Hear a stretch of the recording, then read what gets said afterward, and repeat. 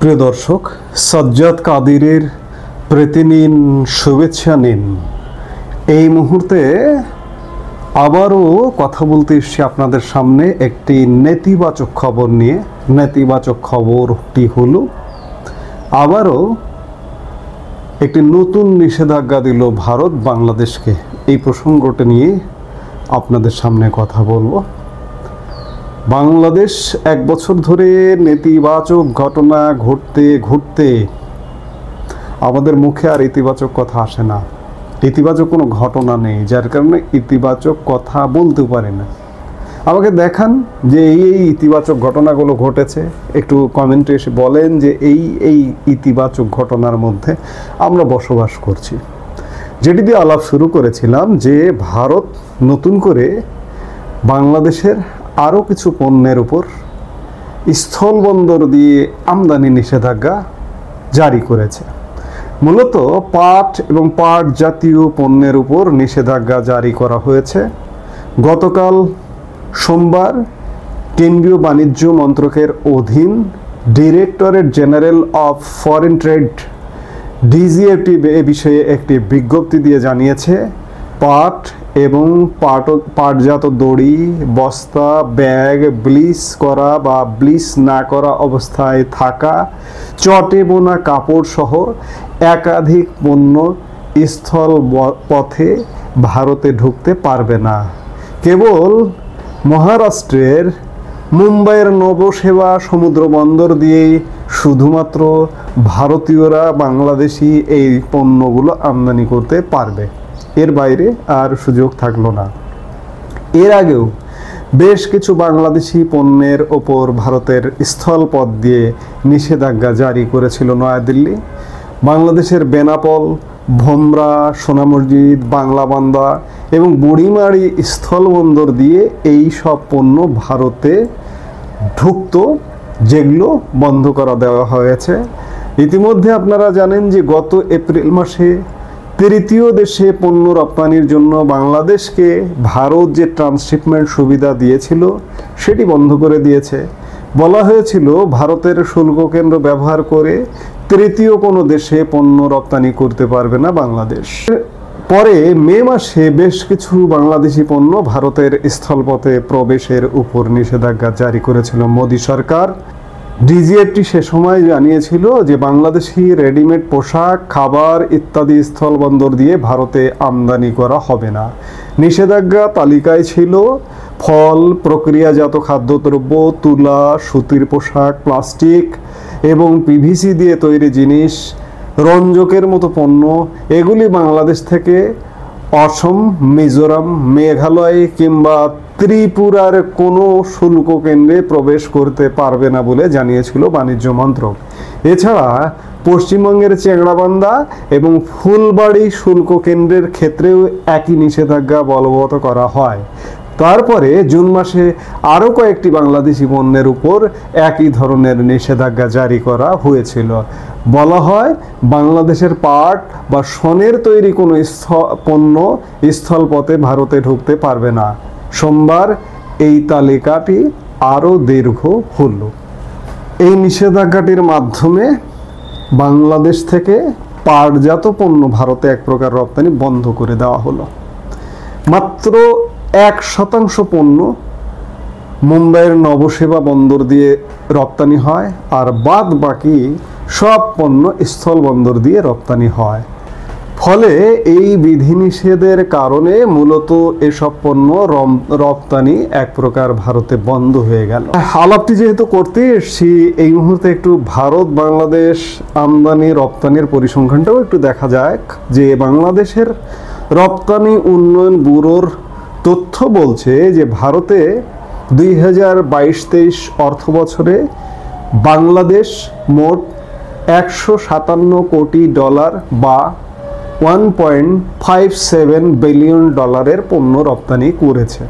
এটি কখনো কখনো $2 বিলিয়ন ওঠে বা $2 বিলিয়ন ক্রস করে। বাংলাদেশের মোট যে আমরা সারা পৃথিবীতে যে রপ্তানি করি, গত অর্থ বছরে 2024 সালে $48 বিলিয়ন পণ্য আমরা রপ্তানি করেছি সারা পৃথিবীতে। এর মধ্যে $57 কোটি বা $1.57 বিলিয়ন পণ্য আমাদের ভারতে রপ্তানি হয়েছে। অন্যদিকে ভারত থেকে বাংলাদেশ $900 কোটি পণ্য আমদানি করে একই সময় 2023-24 অর্থ বছরে। এই রপ্তানিটা বা এই আমদানিটা ভারত থেকে $14 বিলিয়ন পর্যন্তও কখনো কখনো ওঠে। 15 এখনো ওঠেনি, 13-14 বিলিয়ন ওঠে। ভারত থেকে আমরা আমদানি বেশি করি, রপ্তানি কম করি। সেই কম করা রপ্তানিটাও বন্ধ হয়ে গেল।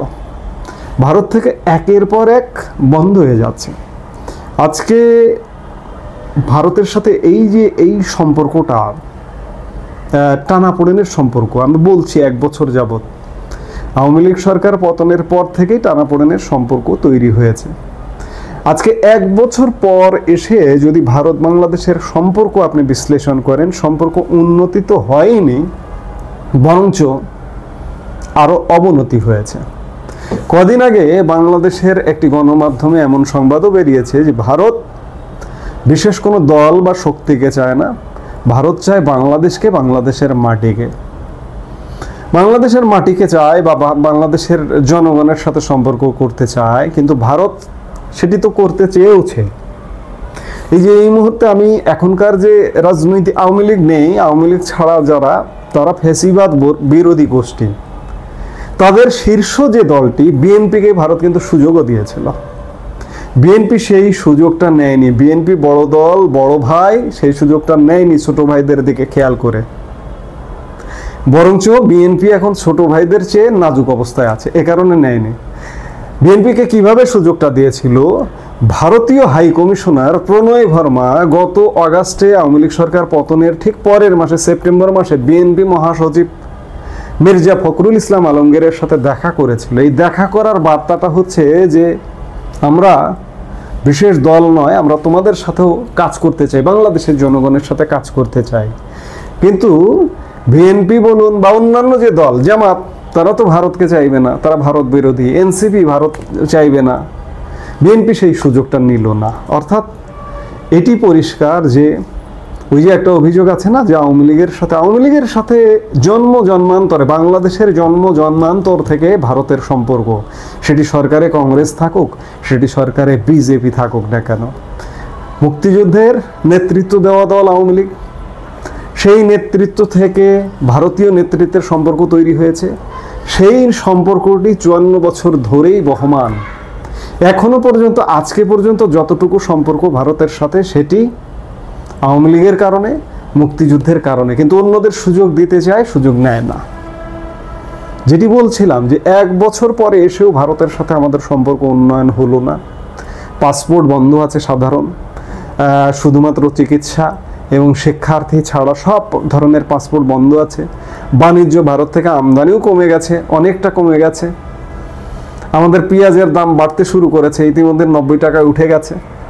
এবছর আগামী 2-3 মাস বাংলাদেশের মানুষ কত টাকা কেজি পেঁয়াজ খাবে, 2-3 মাস বা 4 মাস, শেষ কয়েক মাস, সেটি এখন দেখার বিষয়। তো আসলে একের পর এক ক্ষতিগ্রস্ত আমরাই হচ্ছি। এই যে ভারতের চিকিৎসা ভিসা চালু আছে, কিন্তু সন্তোষজনক ভিসা দেওয়া হচ্ছে না। বাংলাদেশের অন্তর্বর্তীকালীন সরকার গালগল্প দিয়েছে যে চাইনিজ হসপিটাল এখানে হবে, পাকিস্তানের ভিসা সহজ করা হয়েছে, কিংবা বাংলাদেশিরা চীনে চিকিৎসার জন্য যাবে। চীনে কতজন চিকিৎসার জন্য গেছে, কিংবা পাকিস্তানে কতজন চিকিৎসার জন্য গেছে, কিংবা চাইনিজ হসপিটালটার অবস্থা কি?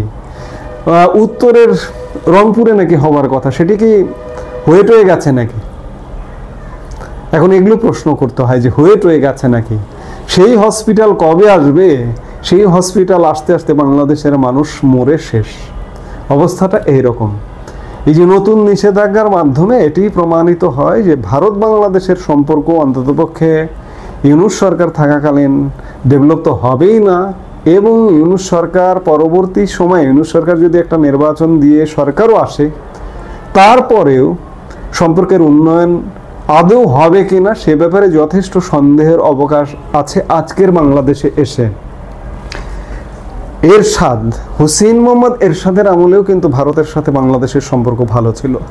জিয়াউর রহমানের আমলেও কিন্তু সম্পর্ক ভালো ছিল। এমনকি 111-এর সেনা সমর্থিত যে তত্ত্বাবধায়ক সরকার, সেই সময়টিতেও কিন্তু ভারতের সাথে একটা স্বাভাবিক সম্পর্ক ছিল, ব্যবসা বাণিজ্য ছিল, সব কিছু ছিল। আজকে এই সময়ে এসে যদি বলেন আজকে আসলে নামকাস্তে কোনো রকম সম্পর্ক আছে আমাদের কারণে, বাংলাদেশে অত্যন্ত পাকিস্তান ঘেরা, পাকিস্তান প্রীতি, ভারত বিরোধিতা এবং পাকিস্তান থেকে বাংলাদেশকে ত্যাগ করে নতুন নতুন হুমকি ধমকি, যার কারণে সম্পর্কটা তলানিতেই নামছে। এই সম্পর্কটা কোথায় গিয়ে শেষ হবে এই মুহূর্তে বলা কঠিন, কারণ ইতিমধ্যেই ভারত পাকিস্তান উভয় পক্ষর কণ্ঠ থেকেই, কর্তা ব্যক্তিদের কণ্ঠ থেকেই যুদ্ধের শব্দ শোনা যাচ্ছে, যুদ্ধের গান শোনা যাচ্ছে। এবং সেই যুদ্ধটাকে বাংলাদেশকে ত্যাগ করে, যার দরুন সম্পর্ককে যে কোথায় নিয়ে ফেলে সেটি বলা নিতান্তই আজকে এই সময়ে বসে বলা কঠিন। আমরা হয়তো এরকম নতুন নতুন নিষেধাজ্ঞার কবলেই পড়ব। হয়তো এমন হতে পারে যে আমাদের স্থলবন্দর বন্ধ হয়ে যেতে পারে। হয়তো এমন হতে পারে ভারত থেকে কোনো পণ্য আমদানি হচ্ছে না। বাংলাদেশের বাঙ্গু জনগণ তো অবশ্য বলে যে ভারত থেকে যদি আমদানি না করা হয় ভারত না খেয়ে মরবে। বাঙ্গু জনগণ এইটা চিন্তা করে না যে মাত্র 900 কোটি ডলার বা 9 বিলিয়ন ডলার বা 14 বিলিয়ন ডলার, 12 বিলিয়ন ডলার ওরা রপ্তানি করে এখানে, কিন্তু ওরা সারা পৃথিবীতে 800 বিলিয়ন ডলারের বেশি পণ্য রপ্তানি করে। এই 800 বিলিয়ন ডলারের কাছে 9 বিলিয়ন 10 বিলিয়ন ডলার কিছুই না। এটি বাংলাদেশের জনগণ চিন্তা করেন, এক শ্রেণীর জনগণ যারা ভারত বিরোধিতা করে। সেটি যাই হোক, ক্ষতিগ্রস্ত আমরাই হচ্ছি, আমরাই হব। দেখি ক্ষতিটা আর কত দূর, কত নিচে নামায়, সেটি দেখবার জন্য দিনের পর দিন অপেক্ষা করতে হবে। 1 বছর আমরা তো দেখলাম, সামনের দিনগুলোতে আরও কি ঘটে সেটি আমরা নিশ্চয়ই দেখব। এই মুহূর্তে এ পর্যন্তই। সবাই ভালো থাকুন, সুস্থ থাকুন।